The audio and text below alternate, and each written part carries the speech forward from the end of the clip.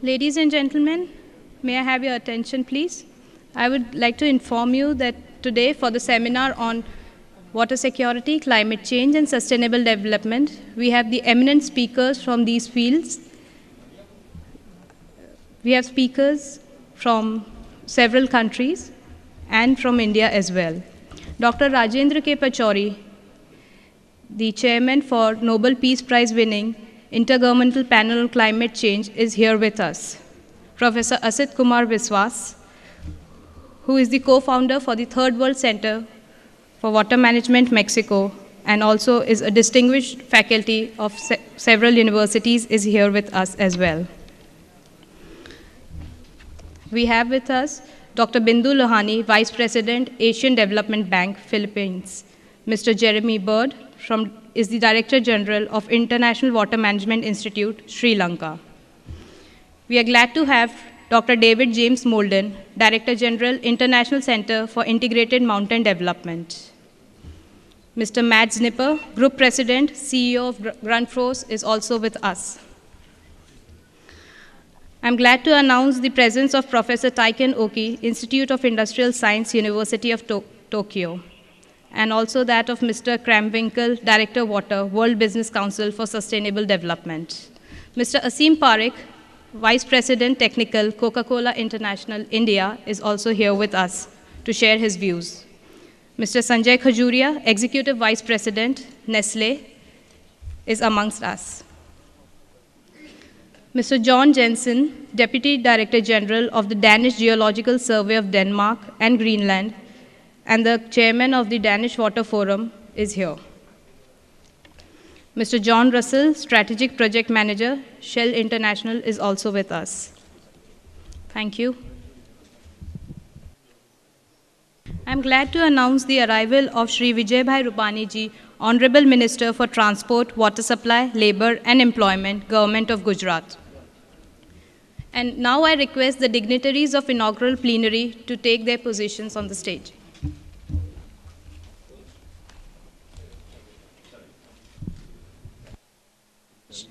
Shri Prakash Javadekar ji, Honorable Union Minister of State for Environment, Forest and Climate Change, Government of India.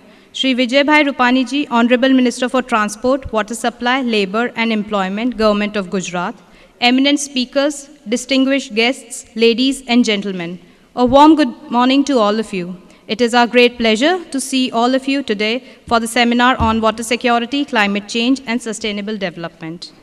I cordially invite Dr. Rajiv Kumar Gupta, Principal Secretary, Water Supply Department and Climate Change Department, Government of Gujarat, and Managing Director, GNFC Limited, to speak the introductory comments and mark the commencement of the seminar. Honorable Minister, Forest and Environment and Climate Change, Shri Prakash Javadekar ji,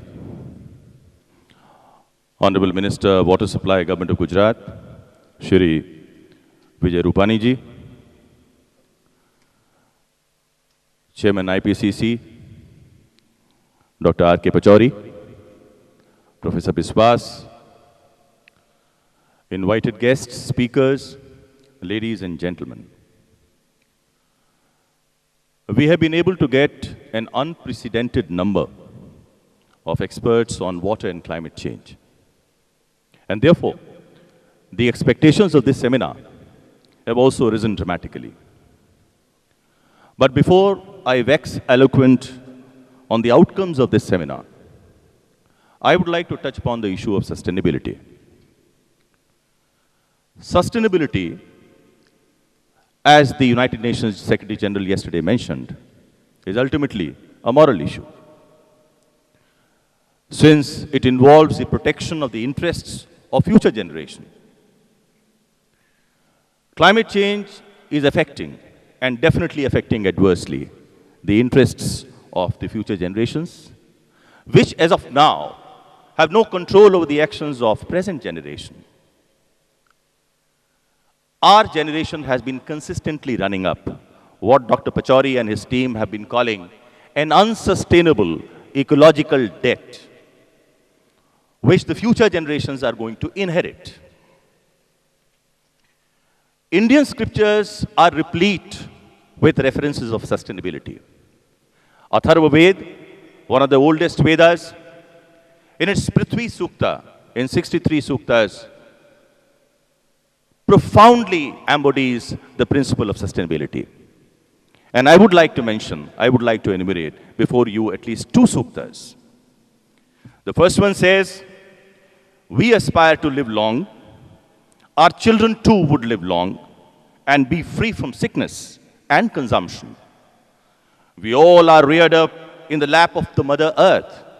May we have long life, provided we are watchful and alert and sacrifice our all for her. The second one states, with an utter sense of ethics and dutiful attitude, we can live happily in an honorable position. It is reiterated that the revolving earth of one accord with the sun sets the supersentient seer in glory and in wealth. Atharva Ved. The Rig Veda also emphasizes the importance of Panch Tattva, the five elements: Prithvi, the earth; Pavan, the air; Jal, the water; Tej, the solar energy; and Nab, the sky. And it has been emphasized in Rig Veda that the entire life system on this earth is dependent on harmonious functioning of these Panch Tattva, the five elements. And therefore, the sustainable use of natural resources has been consistently advocated in all the Indian scriptures, right from Rig Veda to Atharva Veda, from Manu Smriti to Yagyavalkya Smriti. Sitting in the precincts of this massive structure known as Mahatma Mandir, it would not be out of place to mention the concept of trusteeship, which Mahatma Gandhi advocated in the colonial context. Mahatma Gandhi was absolutely right when he said that everything was from God and everything belonged to God. And therefore, no individual was entitled to more than his own proportionate portion. And therefore, he became a trustee for the rest of the proportion for God's people. Unfortunately, the reckless destruction of the ecological harmony by our generation has heightened our sense of responsibility for the future generation to act as their trustees. And therefore, ladies and gentlemen, ethics and equity are at the core of any debate, any discussion, any discourse on sustainability. And herein comes the role of political leadership. And I would like to enumerate a few examples of that. The statewide water grid in Gujarat is an extraordinary example of the political grid and determination exhibited by the then Chief Minister and the present Honorable Prime Minister of India, Shri Narendra Modi. It consists of 2,687 kilometers of bulk water pipelines, 120,769 kilometers of distribution pipelines, more than 11,000 storage structures, providing 290 million liters of water, clean and treated water, to more than 11,000 villages and more than 170 cities in Gujarat state. This water grid has transcended Gujarat within a span of 10 years of his rule, from a total situation of water scarcity to water security. Ladies and gentlemen, Gujarat again took the lead in the whole of country by establishing a dedicated Department of Climate Change way back in 2009, sir.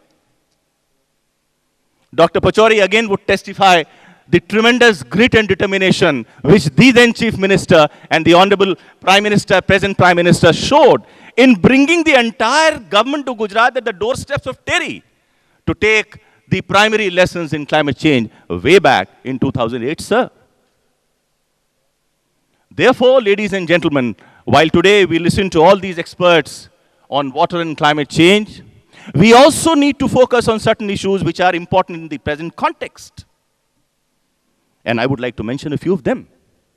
Why is it that the administrative frameworks for dealing with the challenges of climate change are still not so developed in other states in India? It was only after the new government took over in Government of India in Delhi that under the leadership of the Prime Minister and under the leadership of the Forest Minister, a new Department of Climate Change was added at the federal level. Our experience in Gujarat has taught us that increasing industrialization is leading to increasing demands on water supply. But our experience has also taught us that industries, unfortunately, are not willing to make adequate investments in fulfilling their water demands. And as a result of that, the drinking water supply is strained. Industries have been talking about desalination and other technologies, but the real results are yet to be seen, and we need to discuss that today. Counterbalancing the demands, the water demands of urban areas and rural areas, again, is a very, very delicate issue. And Gujarat again has taken a lead in the country by gradually separating the bulk water pipelines, my minister will tell you, the bulk water pipelines for the cities from those of the villages. But again, in the context of increasing urbanization in the country, this is an important factor which needs to be looked into. As far as climate change is concerned, the fact remains that the local level climate change impact studies, they are an important factor in futuristic planning of water resources and ultimately of the agricultural operations. We have amongst us today a very senior representation from the Indian Meteorological Department, headed by no less than the Director General himself. And we would like to listen from them on the issue of building up of capacities in local and regional climate impact assessment. Therefore, ladies and gentlemen, today we have structured this seminar more in the nature of panel discussions to make it more lively, in order to focus on some of the issues which have been delineated here, and with the ultimate objective of bringing out recommendations for policy planning. I am truly grateful to Professor Biswas, who has been untiringly guiding us for the last 6 months for structuring and organizing this seminar. I'm also deeply indebted to Professor Dr. Pachauri, who despite his hectic international commitments has agreed to grace this occasion. I'm also grateful to Honorable Minister of Foreign and Environment, who has added to the glory of this seminar. With these observations, ladies and gentlemen, I hereby now invite Honorable Minister of Water Supply, Shri Vijay Rupani ji, for delivering his welcome speech. Thank you. Jai Hind, Jai Jai Garvi Gujarat.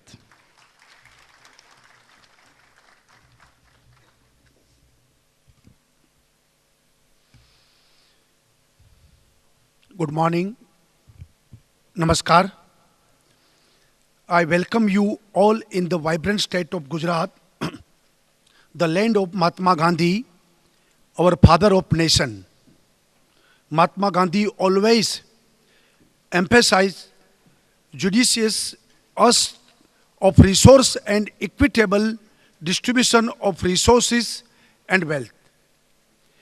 Adequate and safe drinking water availability and maintenance was close to his heart, and it was a part of his social reform agenda. In the present context, when the world is desperately trying to ensure high rate of economic growth in both sustainable and equitable manner, the concern that Mahatma Gandhi had have become more relevant.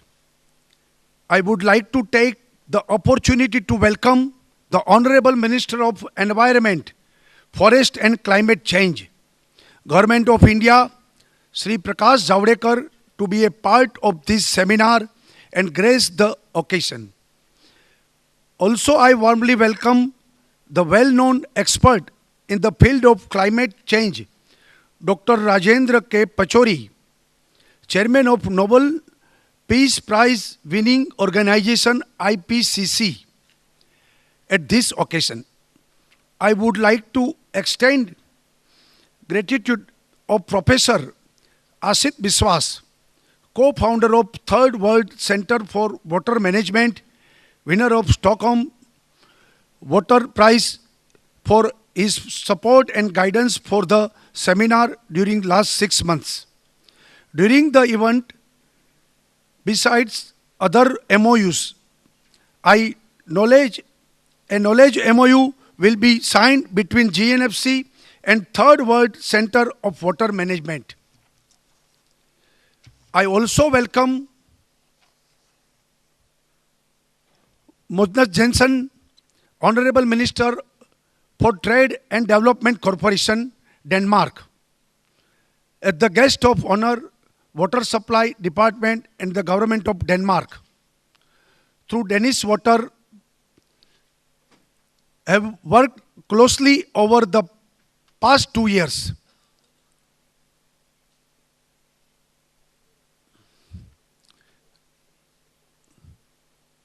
His Excellency Freddie Swain, Ambassador of Denmark to India, I extend my welcome to all the speakers and special guests for being a part of the event. As we embark this seminar, I cordially welcome all of you and wish that we all go enriched after having attended this event. It would not be wrong to say that water is our planet's lifeline. For many of us, water is readily accessible all at the turn of the faucet, but for millions in Gujarat, this was a distant dreams, as they had to combat acute water crisis on daily basis till decade ago.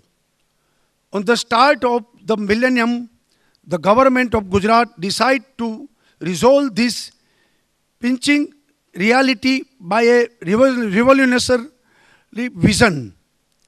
The paradigm shift from groundwater extraction to surface water was the undoubtedly principle of this initiative.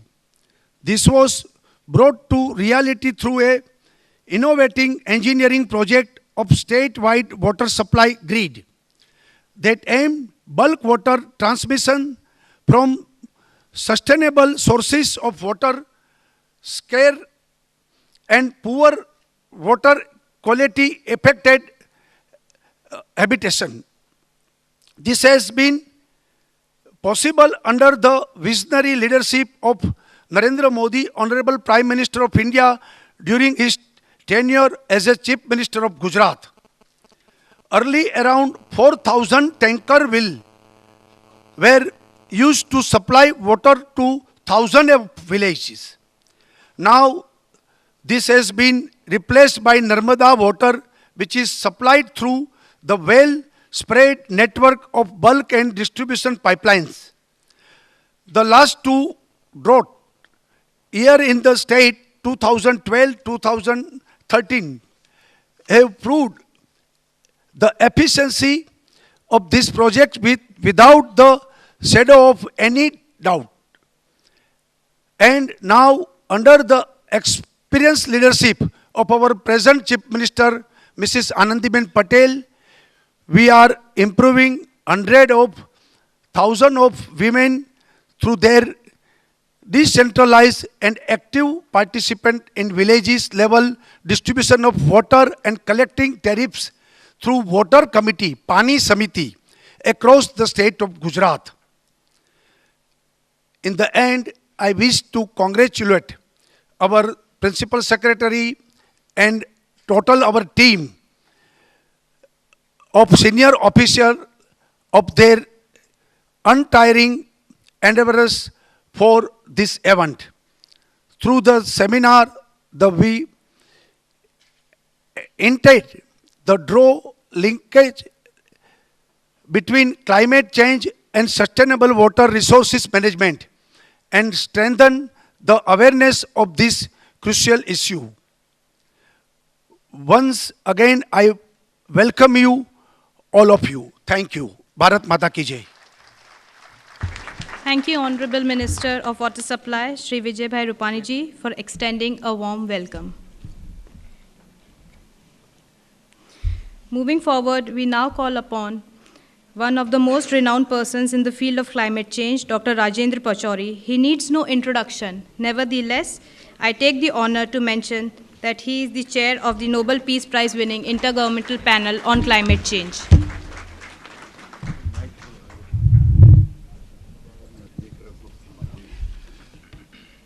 Honorable Minister of Environment, Forests and Climate Change, Shri Prakash Javadekar ji, Honorable Minister for Transport, Water Supply, Labour and Employment, Government of Gujarat, Shri Vijay Rupani ji, Mr.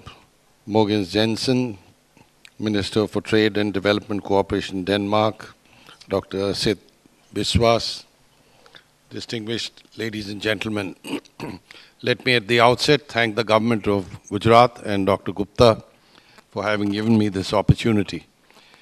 And I'm going to give you some findings from the fifth assessment report of the IPCC, which was completed recently with the release of the synthesis report in Copenhagen on the 2nd of November 2014. And let me just tell you briefly about the scale of this effort. There are 3 working groups in the IPCC, and the synthesis report is based on an integration and synthesis of the material contained in these 3 working group reports. I just want to tell you about the number of people that are involved in each of the 3 working group reports. If you look at working group 1, 259 authors, drawn from 39 countries. Working group 2 is 309 authors from 70 countries. Working group 3, 235 authors from 57 countries. The first working group deals with the underlying scientific basis of climate change, the physical science basis. Working group 2 deals with impacts of climate change, adaptation and vulnerability.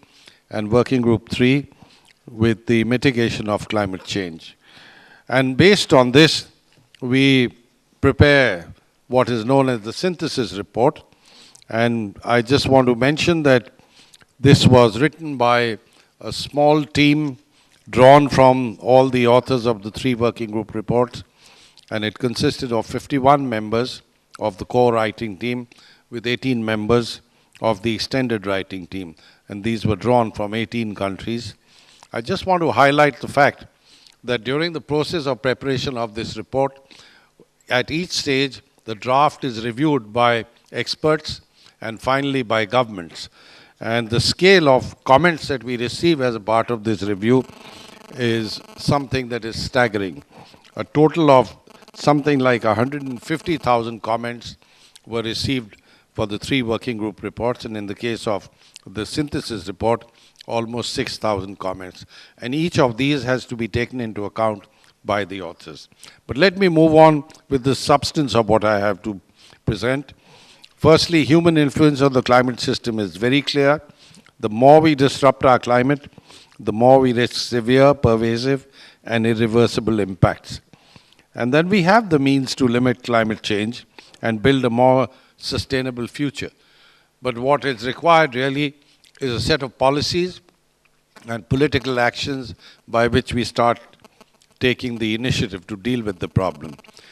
And as it happens, unfortunately, despite the fact that the UN Framework Convention on Climate Change came into existence in 1992, the rate at which emissions have been growing goes counter to the very purpose of that Framework Convention. Up to the year 2000, if you look at the trend in the increase of greenhouse gas emissions, it was 1.3% per year. But after 2000, if you look at the trend, it's about 2.2% per year. So I'm only highlighting this because we have a lot to do, and perhaps much more to do because we are being very intensive in the emissions of greenhouse gases. Now, I want to tell you about some of the observed changes in the climate system. It's virtually certain that the upper ocean has warmed from 1971 to 2010, right down to a depth of 700 meters. And I also want to mention that over the period 1901 to 2010, global mean sea level rose by 19 centimeters. Why is this important? Those areas which are coastal in nature will see an intrusion of saline water and going further onshore, as a result of what? As a result of which the groundwater in several parts of the world which have had pure drinking water in the past will be affected by the intrusion of saline water from the sea, because with sea level rise that increases. I also want to mention to you that the oceans absorb most of the heat, and in the last few years, particularly between 71 and 2010, 90% of the energy as a result of climate change has really gone into the oceans. And land and ocean temperatures, of course, continue to climb.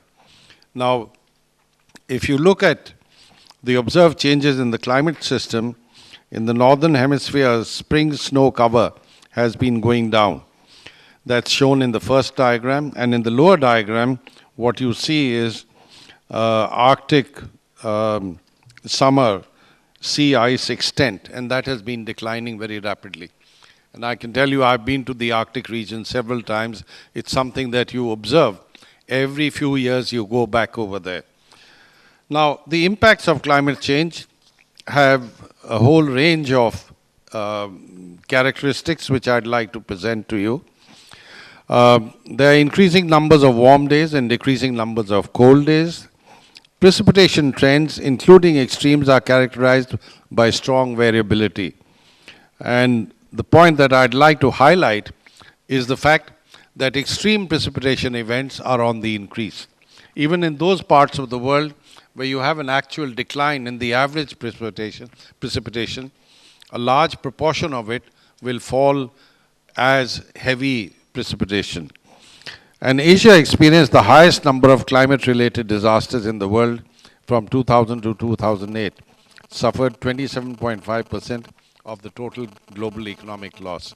Now, two types of extreme events are particularly important. One is extreme precipitation, as I mentioned to you, but the other is heat waves. And heat waves also have a major impact, not only on the demand for water, but also the availability of it.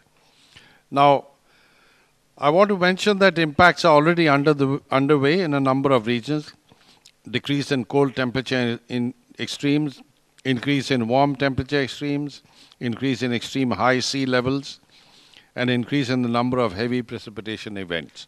So all of this has major implications for water availability.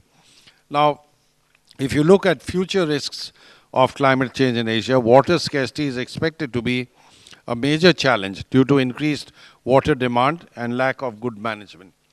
So my submission is that if we want to adapt to these impacts of climate change, we really need to bring about a radical shift in the management of water resources.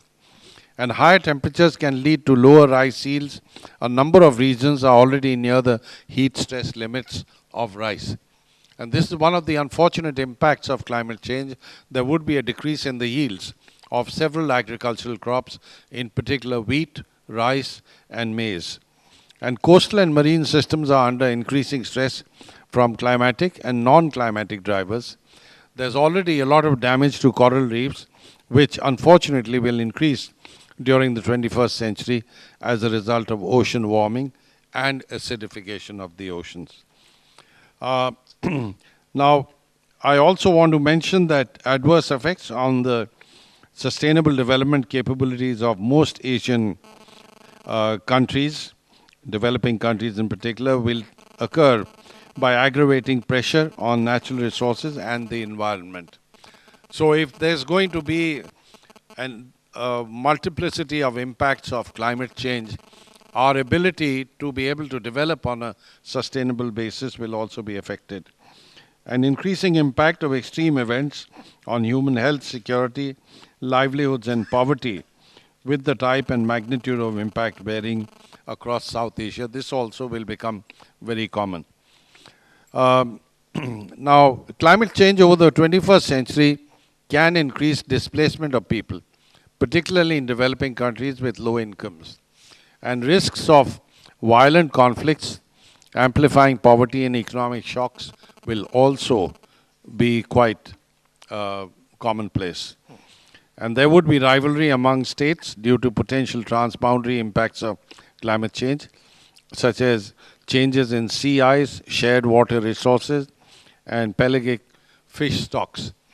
Now, we have seen growing conflicts in different parts of the world on the sharing of water resources in river systems, and with changes as a result of climate change, some of these are likely to become more serious. I'd like to mention to you that as it happens, the world has decided to limit temperature increase to 2 degrees Celsius by the end of this century. And one must highlight some of the measures, because if we're talking about water resources, there is only so much you can do to deal by way of adaptation to some of the changes that are going to take place in water resources. But we really need to mitigate the emissions of greenhouse gases if we want to manage the situation in a way that would allow every society to develop on an equitable basis. And what are the measures that we need to take? Well, firstly, we need to bring about a sharp shift in energy sources such that we reduce emissions of greenhouse gases. Basically, by 2050, we'll have to reduce emissions of greenhouse gases by 40 to 70% if we want to limit temperature increase to 2 degrees Celsius. And we'll need a combination of adaptation and substantial mitigation measures. And as it happens, ambitious mitigation is affordable. So it would be a distortion to say that mitigation will lead to loss of jobs or outputs, because we have estimated that stringent mitigation will cost only a reduction in 0.06% of the global GDP annually. And if you look at some of the benefits from mitigation, then clearly we would probably end up with negative costs. In other words, the benefits will outweigh the costs. I also want to bring to your attention some of the details of these mitigation measures, more efficient use of energy, greater use of low carbon and no carbon energy. And we're in Gujarat, where the Honorable Prime Minister, when he was Chief Minister, really implemented a series of measures to harness renewable energy, and those efforts are, of course, continuing and being intensified. And I expect this will also happen now at the national level. We would need to improve carbon sinks. That means we will have to eliminate deforestation, expand forestry area, and also come up with carbon capture and storage technologies. And most importantly, we need lifestyle and behavioral changes. We have the Honorable Minister from Denmark with us. If you go to Copenhagen, you're not likely to be hit by a car that's speeding, but if you're on a bicycle path, you could be hit by one of the cyclists. They are very, very conscious of their right to use bicycles, and clearly that is the preferred form of transportation over there. I also want to mention that if you look at what would be required for effective decision making to limit climate change, we'll have to look at some of the ethical dimensions and the impacts on the equity dimensions of development all over the world. It's very likely that there would be more frequent and intense extreme precipitation events in many regions, and likely nearly ice-free Arctic in September before mid-century. Now, this is in some sense a shocking prospect. In September 2050, there's a likelihood that you would have no ice left on the seas in the Arctic region, because September is the month when you have the maximum reduction in sea ice cover in the summer months, at the end of the summer months. But the rate at which ice is melting in that region, by 2050 in September, you may have no sea ice. I also want to mention that there are projections of reductions of renewable surface and groundwater resources in some regions, and South Asia is certainly vulnerable. Projections of increasing displacement of people and risks of violent conflicts, as I mentioned, and the risks associated with crossing certain thresholds increases with rising temperatures. So beyond a certain point, we would not be able to adapt to the impacts of climate change because we would have crossed certain thresholds and tipping points, and as a result, we would find it very difficult to mitigate emissions of greenhouse gases also. Now, what we need to consider are issues of equity, justice, and fairness. And there are, of course, issues of differential responsibility. We must remember that there are some communities measuring large numbers in total all over the world who have very little access to the basic resources that we take for granted. And therefore, continuing with climate change will deprive some of the poorest regions in the world. And here again, Gandhiji's call for Antodaya is so relevant over here. You have to worry about the most dispossessed, the last person in society. And if we, as a global community, don't worry about that, we are laying the foundations of conflict, we're laying the foundations of disruption of the social order that has existed in a stable mode for thousands of years. So these are some of the issues that we need to consider. And I believe that what is very important is to see that awareness on some of these issues is spread all over the world, because human society overall is risk averse. And it was Einstein who said, problems can't be solved at the level of awareness that created them. Fortunately, today we have the awareness by which we know what these problems are, what created them, and it is within our means to be able to take action to deal with them effectively. And finally, another hero of the 20th century, great follower of Mahatma Gandhi, very rightly said, education is the most powerful weapon which we can use to change the world.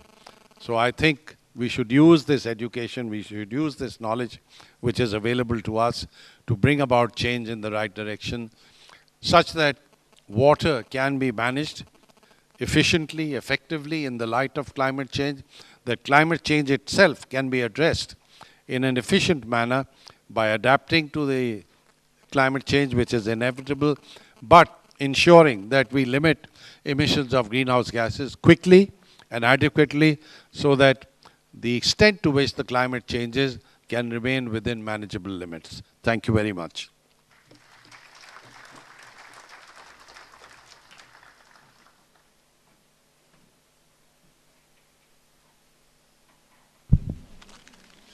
Thank you, sir, for the message. It was indeed enriching and scholarly. Moving ahead, we are delighted to inform you that the Honorable Union Minister of State of Environment, Forest and Climate Change, Shri Prakash Javadekar ji, will speak to us now. Shri Prakash Javadekar ji previously has been the Executive President of the State Planning Board, Maharashtra, President of Global Legislators Organization for Balanced Environment in India. Also, he has been a member of various prestigious national committees like the Standing Committee of HRD, Press Council of India, to name a few. Sir, may we please request you to take the stage and share your thoughts with us? I've already taken the stage. After the wonderful overview presented by Dr. R.K. Pachori, now we concentrate on specific issues of water security, what the climate change will have impacts, and how this challenge can be converted into opportunities, and we can strive a balance in our lives and our duty for next generations. India has a specific position. India is just 2.5% of the landmass of the world, but having 17% of the world's population, human as well as cattle. Both require water. And fast urbanization. Urbanization is not something happening out of blue. It's a natural process of growth. And it's a natural process where it's a migration from villages to cities. And it's not bad. Though we are committed to provide urban facilities in rural habitats, still the load on agriculture, manpower, is so much that we must take out some manpower out of agriculture, still making agriculture productive, and at the same time bringing more people who are actually underemployed, make them fully employable.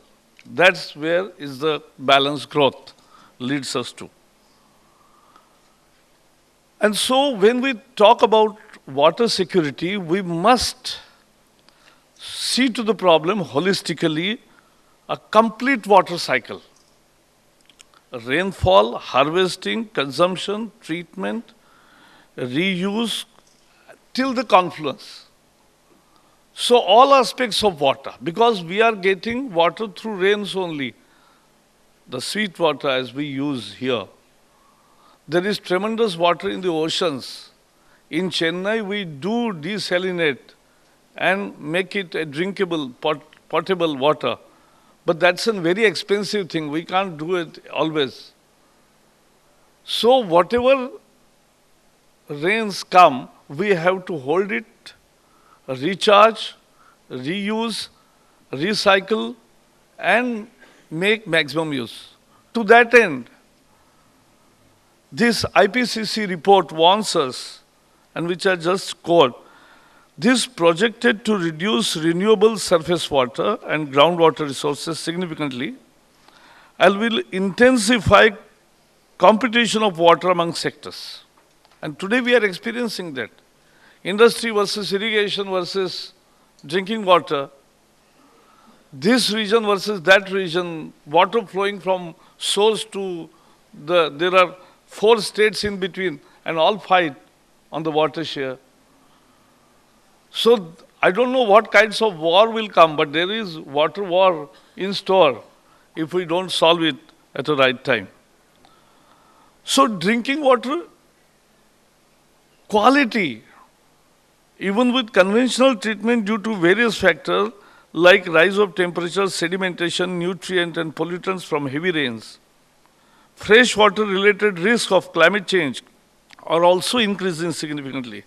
In many regions, changing precipitation or melting snow or ice are altering hydrological systems, affecting water resources in terms of quality and quantity.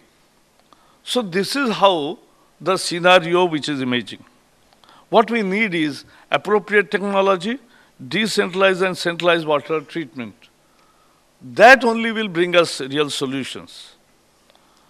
And innovation, I think, is the most important part of where we will be heading to.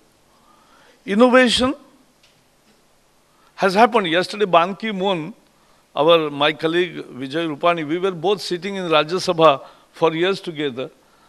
But now he is here. That's how politics takes from places to places. And now he is here, means again minister. So, he was also, he accompanied and he took Ban Ki-moon to inaugurate a novel project to put solar panels on Narmada Canal. And this canal proofing, it's a win-win formula because this has given 3 benefits. Once you put solar panels on the canal, you don't require additional space. That everybody knows. You save evaporation, you save water. Nearly 40% evaporation you save, that's important.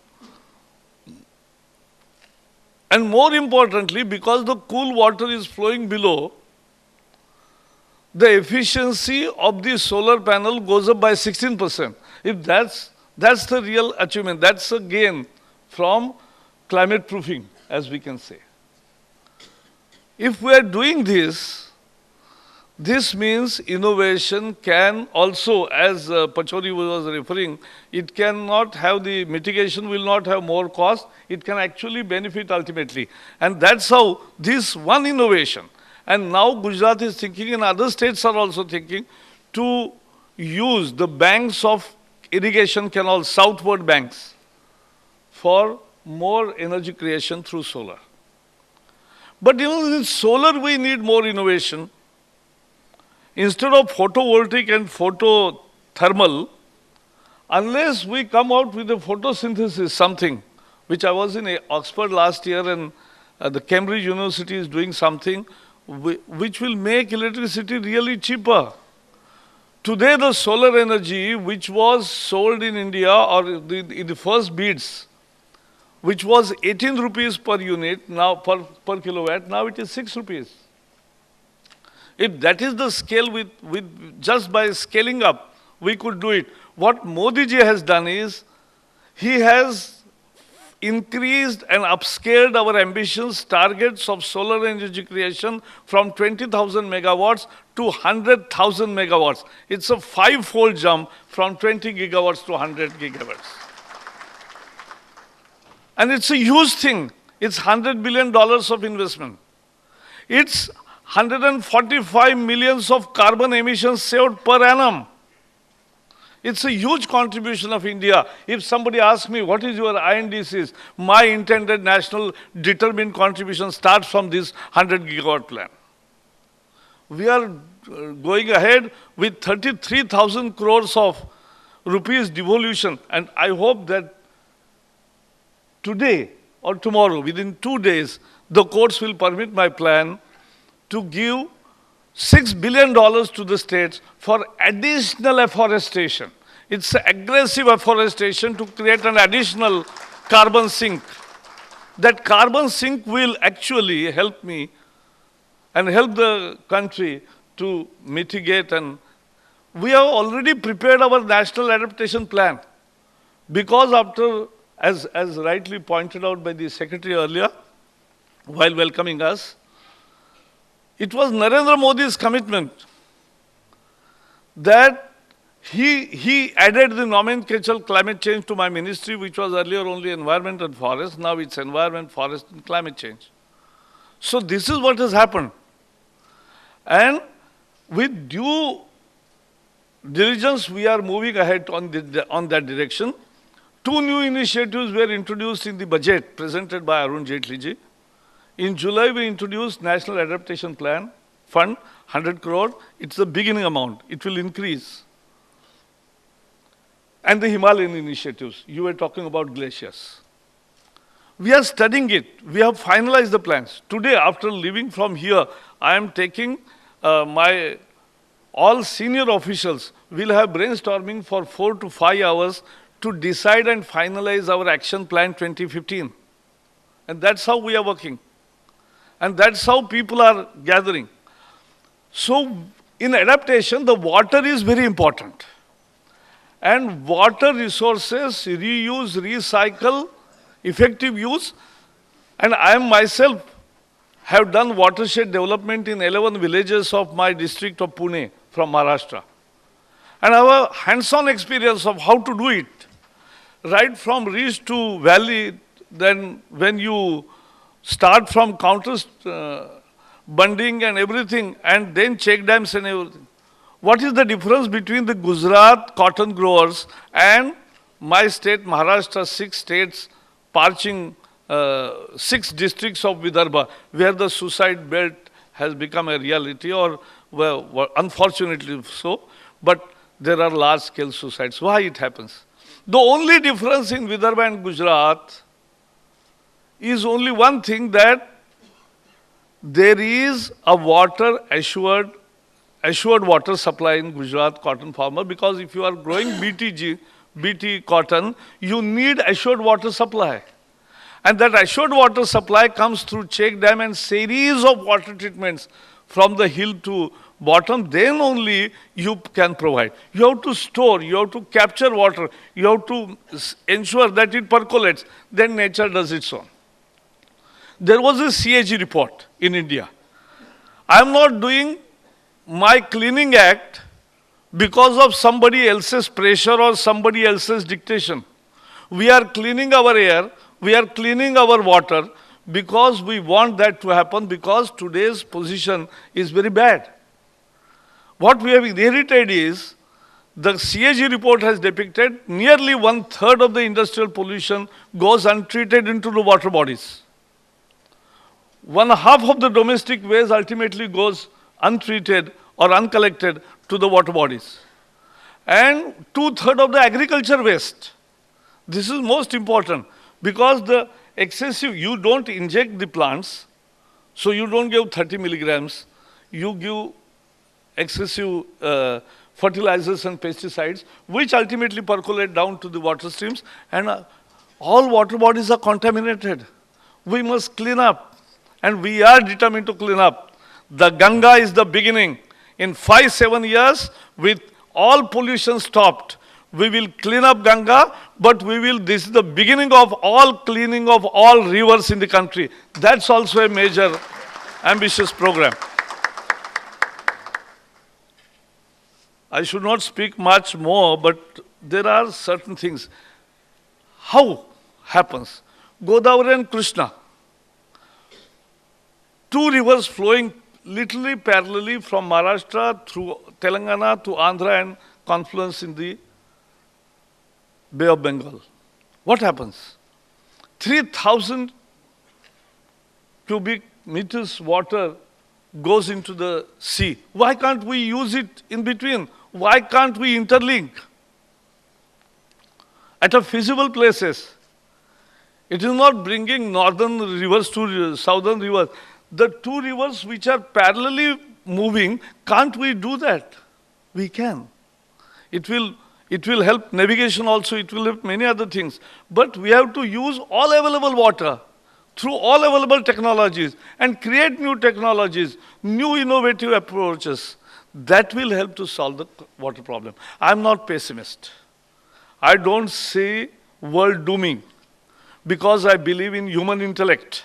I believe in human intent, and I'm sure that human intent and intent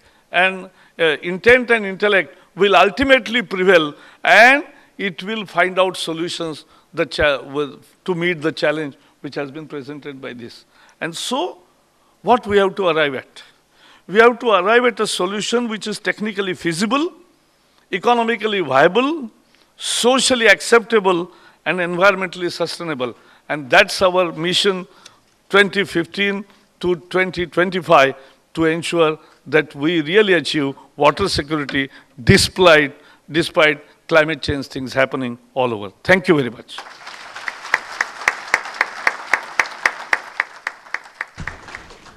Thank you, sir, for your lively talk and for your precious time too. We have with us now the Honorable Minister for Trade and Development Cooperation from Denmark, Mr. Mogens Jensen. Mr. Jensen's distinguished parliamentary career includes serving as the Vice Chairman of the Social Democratic Party in 2012, Government Auditor from 2011, Chairman of the Social Democratic Party Parliamentary Group from 11 and 12. Formerly, he has been the spokesperson for culture and media. Sir, may we have the honor to hear you? Thank you very much, Madam. Your Excellency, Mr. Rajiv Gupta, colleagues on the dais, distinguished guests. Let me, first of all, congratulate Prime Minister Modi and the government of Gujarat of this, what we always already can see is a very, very successful organizing of Vibrant Gujarat 2015. It's my first time here. It's very impressive, and I think what we can learn here is that not only gathering a lot of competent companies from all over the world, but also politicians and also experts makes this event not only to words on paper or images on a screen, but this means that things can be done in praxis, things can be done in reality, and we can start just here where we are in wonderful Gujarat.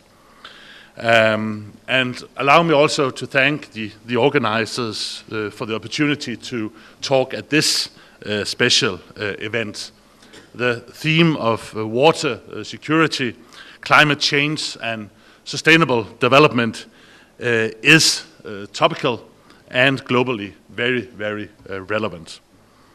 I was so fortunate to visit the Gandhi Ashram right after my arrival here. And what an astonishing experience.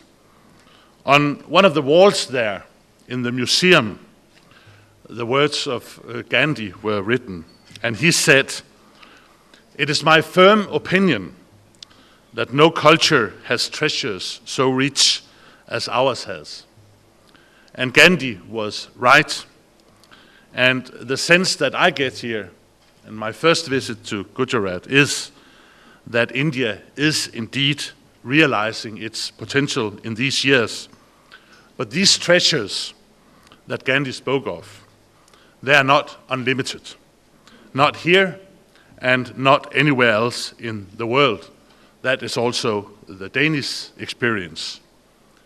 Over the last decades, Denmark has shown that sustainability in water use can be achieved, even in a situation with peaking economic growth and rapid urbanization. And I'm proud to say that Danish companies are some of the world's most water efficient. Although India's water resources are abundant, the continued availability of water for agricultural, industrial, and domestic uses is a cause of concern. Adding to this, India's urban expansion will have far-reaching consequences for water demand and consumption patterns. Danish companies are partnering with India to meet the challenge posed by the food, energy, water nexus.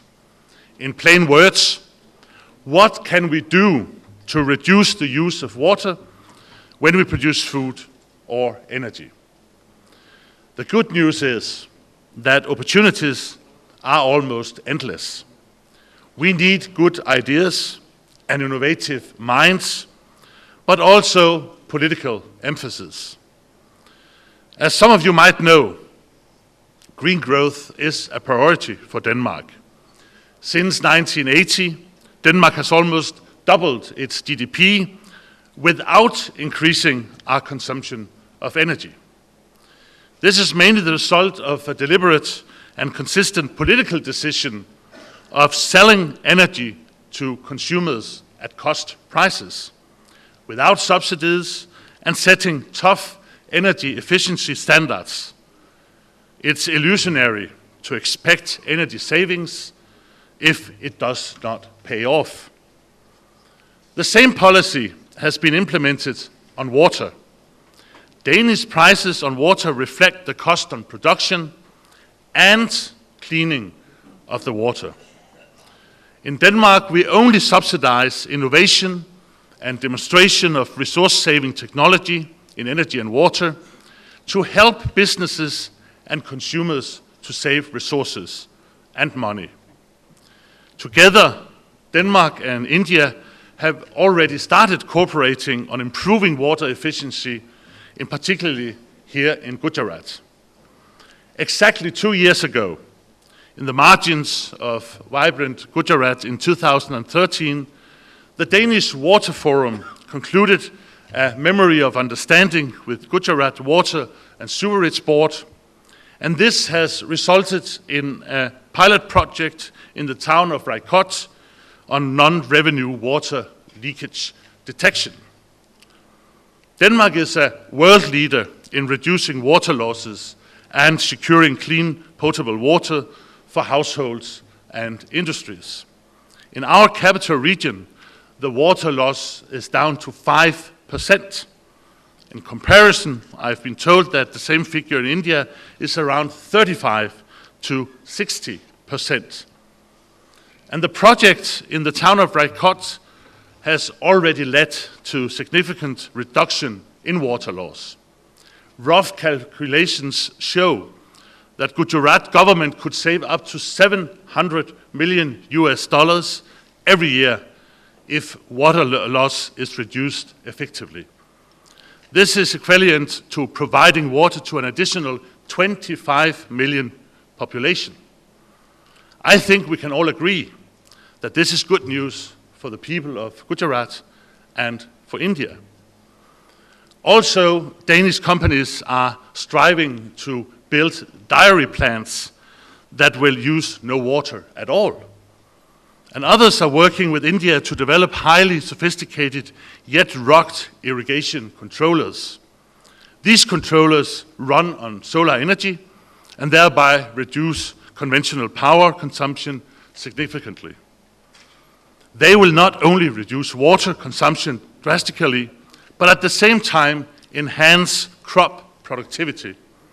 This has the potential of revolutionizing agriculture in India, nothing less. I look very much forward to exploring new avenues for Indo-Danish cooperation in the field of water management. Thank you very much for your attention. Up here.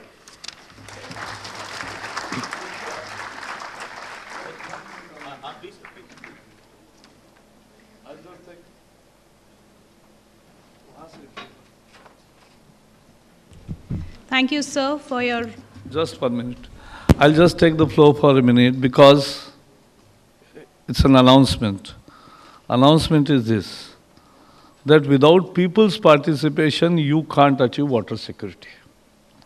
And to that end, we want to launch water literacy campaign, Jala Saksharta Abhiyan, in which we want to inculcate new value system of how to use water resources correctly, and therefore this water literacy campaign will ultimately result in changing the habits, people, the way they use the water. Thank you. Thank you, sir.